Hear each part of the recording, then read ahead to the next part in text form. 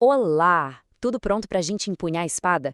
Porque hoje a nossa viagem é direto para a França do século XVII, para desvendar de uma vez por todas uma das maiores lendas que existem, a história dos Três Mosqueteiros.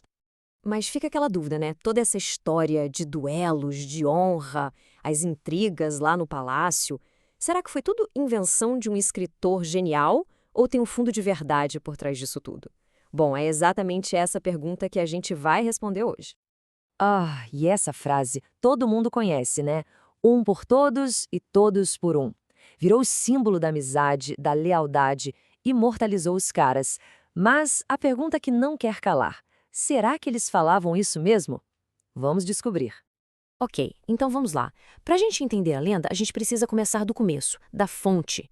E tudo isso nasce da imaginação, da caneta de um dos maiores escritores da França, o grande Alexandre Dumas. Lá em 1844, o Dumas publicou essa obra-prima. E a história, bom, ela gira em torno do jovem D'Artagnan, um cara cheio de gás que vai para Paris sonhando em ser um mosqueteiro. E lá, o destino dele se cruza com o trio mais famoso que existe: o nobre Athos, o gigante Porthos e o elegante Aramis. Juntos, essa turma vai bater de frente com as conspirações do todo-poderoso cardeal Richelieu. E agora, segura aí porque vem a primeira grande revelação da nossa análise. Por trás de toda essa ficção tem o fato que é surpreendente. Os mosqueteiros, eles não foram uma invenção, não mesmo, eles existiram de verdade. É isso mesmo. Os chamados Mousquetaires du Roi, ou Mosqueteiros do Rei, eram uma unidade militar de verdade. Foram criados lá em 1622 pelo rei Luís XIII. E a função deles? Bom, era proteger o rei a todo custo. Eles eram tipo os guarda-costas de elite e, ao mesmo tempo, uma tropa de choque temida por todo mundo nas batalhas. E olha, a vida de um mosqueteiro de verdade ia muito além dos duelos que a gente vê nos filmes. O cara tinha que ser um espadachim fora de série, dominar o mosquete, que era aquela arma de fogo que deu nome pro grupo, e detalhe, tinha que ser de família nobre. Ou aquele tabardo azul famoso não era fantasia, não. Era o uniforme oficial de uma das tropas de elite mais respeitadas de toda a Europa. Agora, a gente chega na parte que, pra mim, é a mais incrível. Ok, os mosqueteiros existiram, mas e os nossos quatro heróis? D'Artagnan, Athos, Porthos e Aramis, será que eles também andaram de verdade pelas ruas de Paris? E a resposta é: sim, eles também existiram. Vamos começar pelo D'Artagnan. O cara da vida real se chamava Charles de Bath-Castelmour. E sim, ele foi um capitão dos mosqueteiros, super famoso pela lealdade e pela coragem. Ele serviu ao rei Luís XIV e, inclusive, morreu como herói em uma batalha. Só que, diferente do livro, ele não era aquele jovem sonhador, sabe? Ele já era um militar experiente, muito respeitado. E o Athos, o nobre do grupo? Bom, ele foi inspirado em um homem chamado Armand de Datos. Ele também era um mosqueteiro de verdade, conhecido pela bravura, mas morreu bem cedo. Agora, todo aquele drama, o passado sombrio, aquela melancolia toda, isso aí foi pura criação do Dumas para deixar o personagem mais profundo, mais interessante. O Porthos, aquele gigante boa praça, também tem um pé na realidade. O nome dele era Isaac de Portal. Ele era, sim, um soldado forte lá da Gasconha, um cara respeitado. Mas toda aquela personalidade exagerada, a vaidade, aquela fome sem fim, isso foi o tempero que o Dumas colocou para criar um personagem mais divertido e, claro, inesquecível. E para fechar o trio, o Aramis.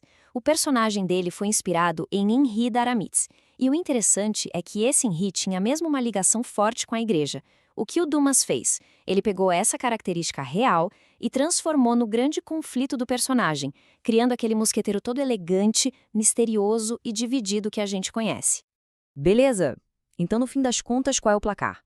O que é fato histórico e o que é pura licença poética do autor? Vamos botar tudo na balança para ficar bem claro. E é aqui que a gente vê o quão gênio o Dumas era. Ele pegou a história real como pano de fundo, usou os mosqueteiros, o rei, o cardeal, tudo que existiu, e construiu em cima disso uma trama de ficção espetacular, cheia de aventura, romance e espionagem. E agora a revelação mais bombástica. Sabe aquele lema famoso? A frase que virou a marca registrada dos mosqueteiros? Pois é. Um por todos e todos por um foi uma invenção completa do Alexandre Dumas, 100% literária. Não era um código de honra real. É impressionante como uma invenção se tornou mais famosa que a própria história, né? Isso mostra o poder de uma boa história.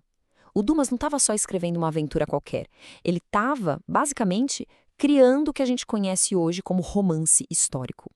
Mas por que será que essa mistura de realidade com ficção funciona tão bem, mesmo quase 200 anos depois? Olha, o impacto cultural disso é uma coisa de louco. É gigantesco. De Hollywood até o Japão, essa história já foi contada e recontada de 1000 maneiras diferentes. E o D'Artagnan? Ele virou o molde, o arquétipo do herói jovem que sai em busca de aventura. Um modelo que inspira personagens até hoje. Porque, no fundo, o que fica mesmo não são os detalhes históricos, é o que esses personagens representam. Os mosqueteiros saíram das páginas do livro e viraram um símbolo. Um símbolo universal de amizade de verdade, de coragem para encarar o que vier pela frente e de lealdade acima de qualquer coisa. Isso tudo deixa a gente com uma última reflexão. No final das contas, o que é mais poderoso? A história real, com suas datas e fatos, ou a ficção brilhante que se inspira nela para criar heróis e lendas que duram para sempre? Fica aí a pergunta para a gente pensar.